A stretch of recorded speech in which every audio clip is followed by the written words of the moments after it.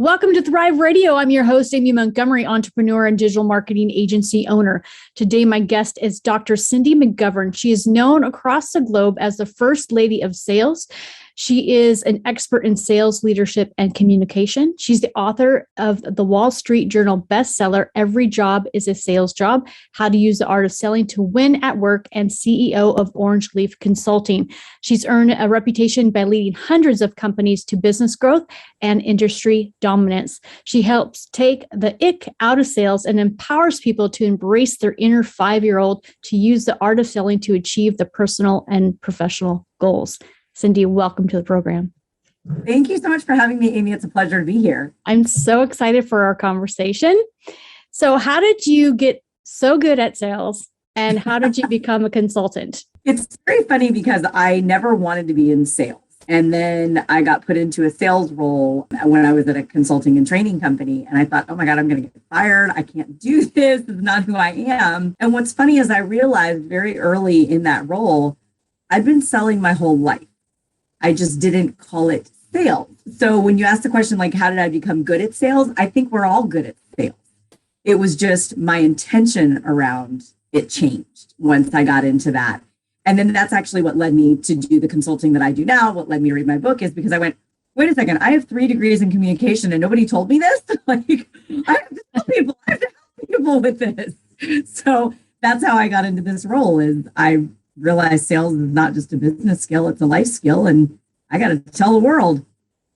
So why do you think people have such a negative image of sales? Because it's literally what we're taught. I have this avatar in my mind of a salesperson, and I literally call him Tommy Two Thumbs because I picture the used car sales, plaid pants, white shoes coming across the lot at you. Like, that's what we think of sales. And it's even funny because I hear salespeople say, oh, but I'm not a salesperson. It's like, you're not that kind. And I think it gives everybody a bad connotation of sales. But the truth of the matter is we're selling all day, every day. We just don't call it that. So I think we have this icky feeling because we don't want to be that pushy salesperson, but that's such a small population of the sales industry. You're not going to be that. You're going to help people. That's what real sales is about. What about those people that say, I'm not a salesperson? They're my favorite because they are salespeople. They just don't want to be Tommy. And we have to think about like the way that we go through our day. You're selling your kid on eating their broccoli. That's a sales conversation. You just call it convincing. You're getting your friends to go out for pizza instead of salads. That's a sales conversation. You're talking to your boss about extending a deadline. That's a sales conversation. You're working with a vendor to get something earlier. That's a sales conversation. They're all sales. You're just thinking of sales. Like the people that say, I'm not a salesperson, they're thinking of it like, I'm not Tommy. I don't want you to be Tommy. Nobody wants to be Tommy. Tommy doesn't want to be Tommy. So why do you believe that sales is not just a business skill, but it's a life skill? I do believe we do it every day. I mean, and one of the more important things is like selling ourselves. If you're selling yourself to a client or even just a friend, selling your business brand, your personal brand, that's truly a sales tactic. And so I think we're doing this every day, but there is a way to do it. So like most things in life, there is a formula, there is a process. And once you know that you're selling and you have a sales process, you can do it with intention and you can get better results. And so that's what I want to do is help people to adopt a process that's not just for business, but it's for their life. And it's going to help you reach both, like you said, your personal and professional. What are the things that people can do to look for opportunities to sell every day? So it starts with a plan. And I think that's really the biggest thing I would tell people is planning is such a huge part of having a successful sales process. But a lot of people think of sales as just the tactical nature of it. I think if you have a solid plan, those opportunities actually present themselves. So think about it just in life. Let's say you want to buy a blue sedan car. You start noticing them everywhere. And the reason is because it changes where they just store it in your short-term and long-term memory, and you start recognizing it. And so it's actually called blue car syndrome, where you start seeing them everywhere because it's part of your intention. So very similarly in sales, once you know where you want to go, maybe you're looking to grow this aspect of your business and you're like, okay, this is my intention. This is the kind of client I'm looking for. You start to see them. I mean, I talk about it even with shoes. Like when you see somebody's really cool shoes and you're like, I want those, you start noticing everybody's shoes. It's an easy way to start really embracing sales without it being that icky part. It's literally looking for opportunities to help people with your services. I like that.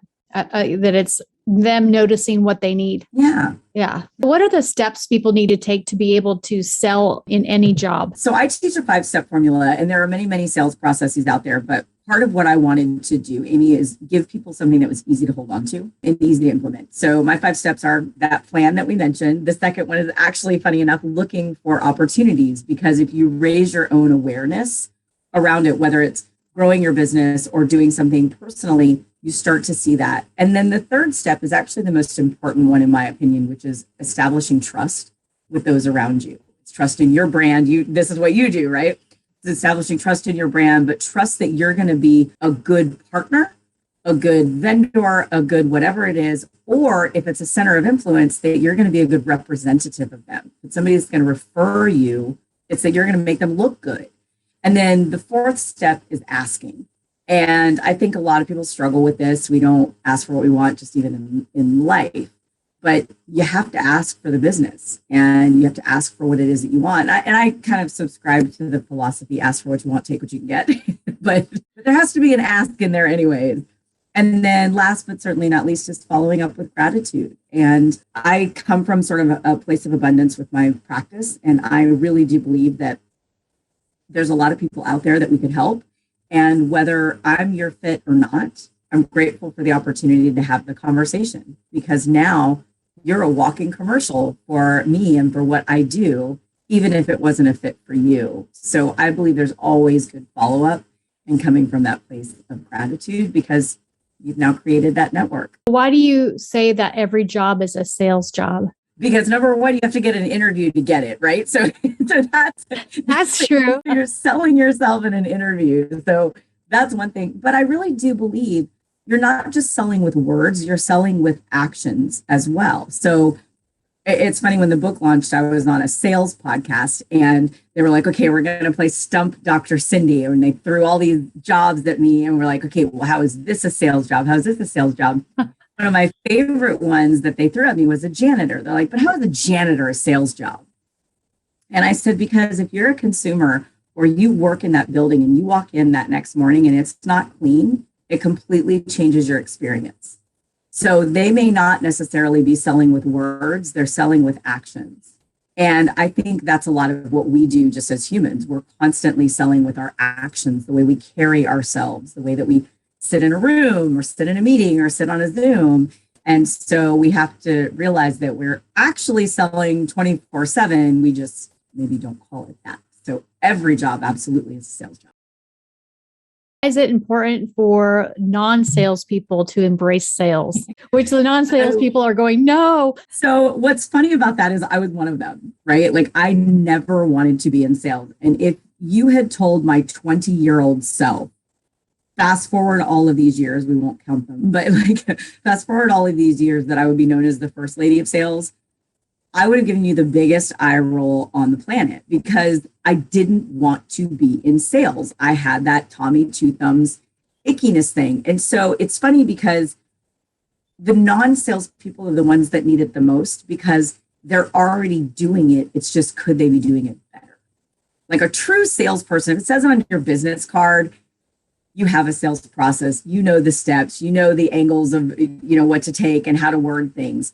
The non-salesperson is already selling. The problem is, are you selling as good as you could be? Could you be doing something even a tiny bit different? An example I give a lot of our clients is, think about a recipe. You could wing it and it would probably come out pretty good. But if you wanted consistent results, which we want in our business, why wouldn't you follow a recipe? That's good. So can you give us an example of what you mean by an unofficial sale? Yeah. So I talk about this in the book because I think there are unofficial sales every day of our lives in just what we're doing. I think we're unofficially selling ourselves to the mail carrier when we see them during the day. because they're getting an impression of where you live, where your neighborhood is. I think when you pass a customer in the lobby in your organization, the way that you interact with them, whether you smile, whether you don't. And I heard a story just the other day where there was a building that was having fire alarm issues, whatever. And the building manager walked past every single person standing out in this parking lot and didn't say a word. They all knew this person was the building manager. He didn't say anything to anyone. That was an unofficial sale, and he sold the wrong thing. He sold that he didn't care. He sold that you guys are not important. He sold that I don't care if you're afraid, if you're nervous. Like, these people are literally standing out in the rain in a parking lot. And when I heard this, I was like, oh my God, that was an unofficial sale, that he completely sold the wrong thing. And so I invite the listeners and everybody watching, like, are you selling the thing you intend to be selling? Because these unofficial sales, even if you didn't have an intention that my goal was to get blank, it's an interaction. You're leaving an impression. And are you leaving the right one? I love that. I have to tell you that a couple of years ago, it was about 2015, I took this course on confidence, and it talked about simple things like body language and to put your shoulders back. And I was a repeat offender of slouching, and I didn't understand how it impacted the people that are around me. And so when I started to make this effort to put my shoulders back, always making sure, and especially if I would get up and speak, or, was in the group or in a board meeting, whatever it is, completely transformed how everyone saw me. And I went from being seen as like not having confidence to, will you teach everyone else confidence? Oh my gosh, amazing. That's a great story. Just my shoulders. And so now, like I'm not, perfect at it, but I always try to remember, chest up, shoulders back. And yeah. So, it's funny. I love that though, Amy, because that actually even changes the way your voice projects. That's the way you breathe. I'm sure you learned all of that in that course, but it's so interesting. And then you became the expert. You sold them unofficially on the fact that you're the confidence lady, which you are, you're amazing, but you literally sold them on that, but it was an unofficial sale. Yeah, definitely. Yeah, I love that. So in your book, you talk a lot about gratitude. That's not something most of us feel from the people that sell us stuff. What are some ways to show gratitude to people, to say yes to you, besides just saying thank you to them? Yeah. So I want to address that in twofold, because I think you made a really good point. Most of us don't feel gratitude to the people that sold us, and probably because they sold us. And I believe there's sort of two ways of selling. There's what I call transactionships, and then there's relationships. And the kind of sales that I'm talking about is relationships, because even if it's a brief encounter, you're making an impact. A transactionship is, I want to push something on you and move on. I don't care what happens after that. And that's that icky kind of sale. So I think that's something to consider, is they're not showing you gratitude by giving you a transactionship moment. So I understand why you don't want to feel gratitude towards that. Think about even your transactional relationships. Maybe it's your dry cleaner. You keep going back. Why? Because you feel cared for. It's a good experience. And you're grateful for them. You're grateful for the fact that they could do a one-day turnaround. You're grateful for the fact that they, look to make sure the buttons are all taken care of before you go pick up your stuff. Like, there's little things that happen in that. And that's sort of that gratitude piece where I think we do feel that. And it's something that I would invite everybody that's listening and watching today to think about as a consumer yourself. When's the last time as a consumer you felt grateful for an experience that you had? And was it, you lost your luggage and they found it? It was that somebody brought you, a free dessert at a restaurant? Was it that you were literally running to the coffee store and they were closing the doors and they held them open for you? Where was a moment where you felt it? And think about the impact it made on the rest of that day. And it's a tiny, tiny thing, but it actually affects everything else. And I feel like if we give gratitude, it's sort of as a pay it forward. And so I really believe that gratitude piece is what keeps us coming back as customers. And so I invite everybody that is listening and watching to think about, how are you showing that gratitude to your customer? How are you making them feel important?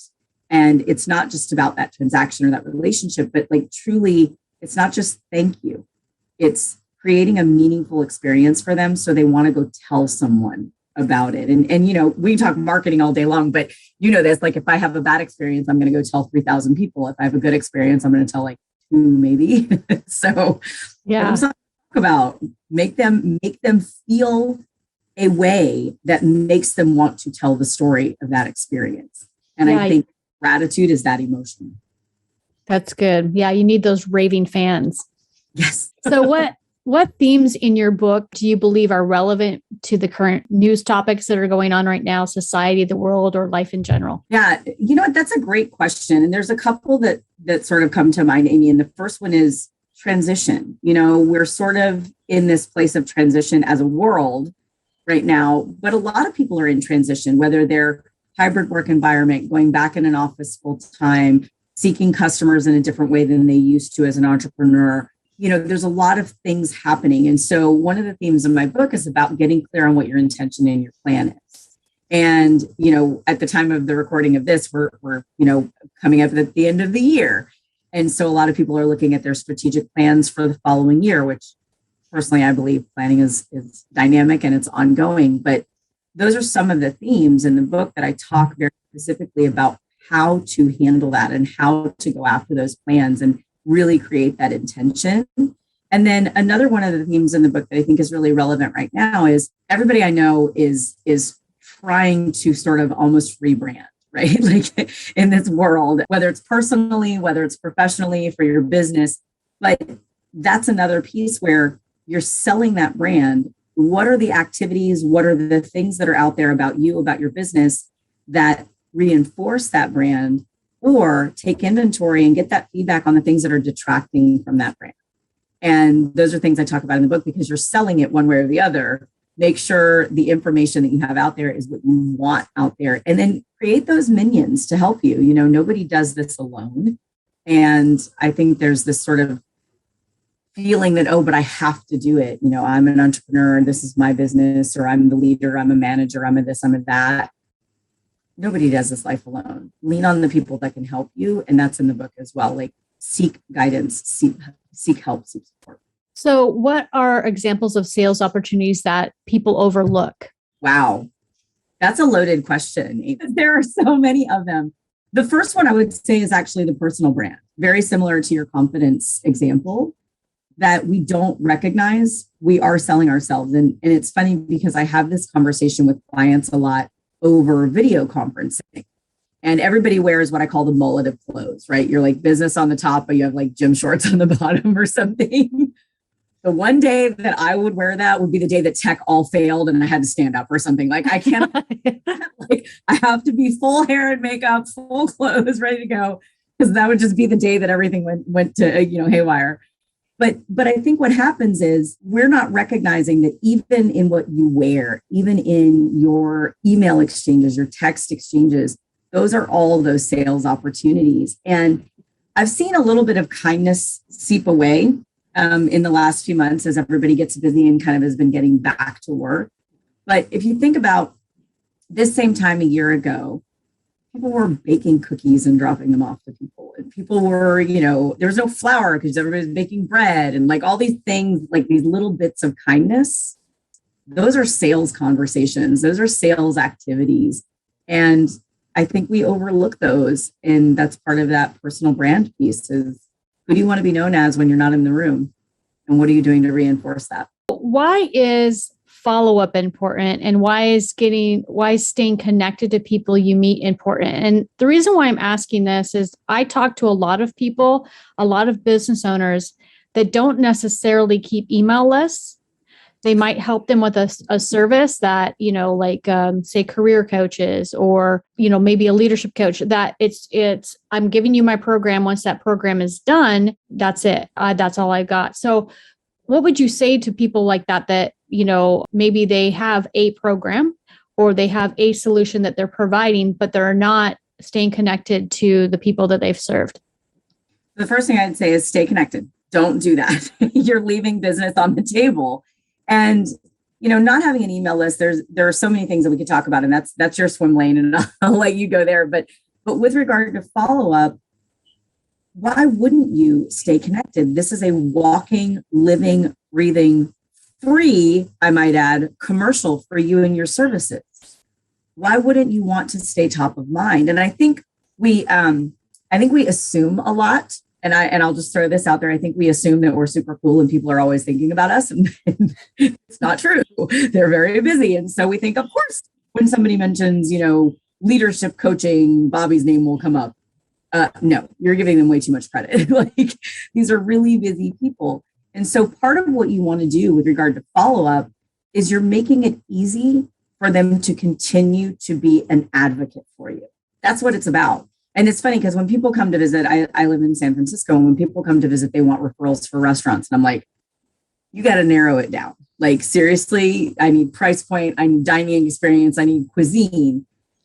When they tell me that, then I can give them 5 places to go.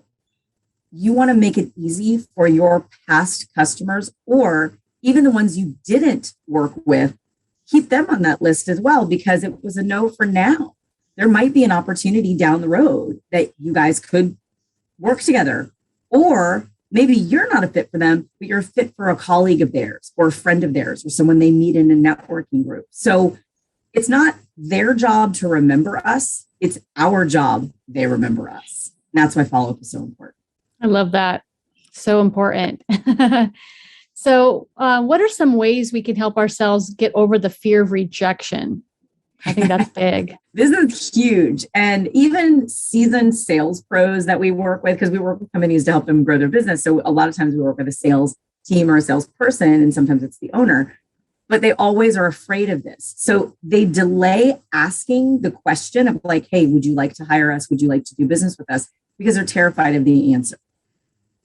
Okay, let's go back to that inner 5-year-old, right? When I was 5, I thought my name was no. Like, honestly, might as well have been. Like, can I have a cookie? No. Can I have a toy? No. Can I go do this? No. So we've all been told no. We survived. We're still here. We're okay. Like, getting over that, like, giving no so much power. It's not a powerful word. It's just a word. We give no more power than the word yes. Think about that for a second. When you're selling something, you're actually giving no more power than if they write you a check. How does that make any sense? So I think we're afraid of it because we've given it that power. So what I encourage people to do, that I'm coaching, is take the power away from it and look at no as a gift, because we fall in love with people's potential, right? So if they're like, oh, maybe, or no, we keep thinking, oh, but I'll get them, but I'll get them, but I'll get them. Maybe not. Like, it's a no. Maybe it's a no, never. I don't know. But what you want to do is fail fast, especially in business. If you're a small business or an entrepreneurial business, you don't have time to be chasing maybes. And let me think about it. Push for an answer, yes or no. And if it's a no, the good news is that gives you feedback. That gives you an opportunity to have a discussion with them and figure out why it's not a fit. Maybe you come up with a new solution or a new line of product or a new line of services because of the no. Maybe it's a no because they just can't afford you right now. Okay, totally fine. But you have to think about the fact that time truly is money. And, if you take what you make this year and you divide it by roughly 1920, so that's about 48 work weeks in a year, 40-hour work week, that gives you your hourly rate. So let's say you want to make $100,000, divided by that, it's about $52 an hour. As a business owner or leader or manager, you have to think about the activities that you do in a day. They are either making you $52 or they are costing you $52. As you chase a no, that is an unprofitable activity, at least for right now. So that's where marketing comes in, right? You keep them on that file. That's that email list we were talking about. Like, keep them there. Keep yourself top of mind, but let it go. Fail fast. And that's a gift, because they become a walking commercial for you. It's a good honoring of, the exchange. Hey, we're not a fit for now. Totally get it. We'll shake hands, part as friends. but you're not wasting your time. So I think we have to get over the no. And one thing that I do with a lot of business owners who don't consider themselves in sales, I invite them to go after no's. Literally, I want you to actually go prospect, have conversations, and get no's. Because I also know, statistically speaking, you get 9, the 10th one is usually a yes. So you kind of desensitize yourself to it, but you learn so much through that process. And you get so much feedback on your business and on your sales process too. So what are some of your client success stories? Oh my gosh, this is my favorite thing ever. So a lot of our clients, we're in for a very short amount of time. We're consulting for. We get in, we coach, we fix, we get out. So their successes are long after we're gone. We've got clients that have grown their business to multi-state operations. We've got ones that have gone international. And one of my favorite ones was a solo practitioner. And she came to me because she wanted just coaching. So we didn't do our full assessment consulting thing, it was just coaching. She was a solo practitioner wanting to grow her business. And just like we just talked about, she was falling in love with potential. She was chasing centers of influence. She was on every board known to man, every fundraiser. If there was an event, she was there. But these were not profitable activities for her. So we scaled back and we just looked at where her business was coming from. And we got really strategic about it. Within 1 year, Amy, she tripled her business. And I haven't worked with her since. She's doing great. She's doing phenomenally well. And we keep in touch. In fact, we had a Zoom meeting a few months ago just to see how she's doing. But that's like one of my favorite stories because you don't have to have this giant team. You don't have to have, big, deep pockets. You just have to have a plan. You have to get really specific and then you have to execute on it.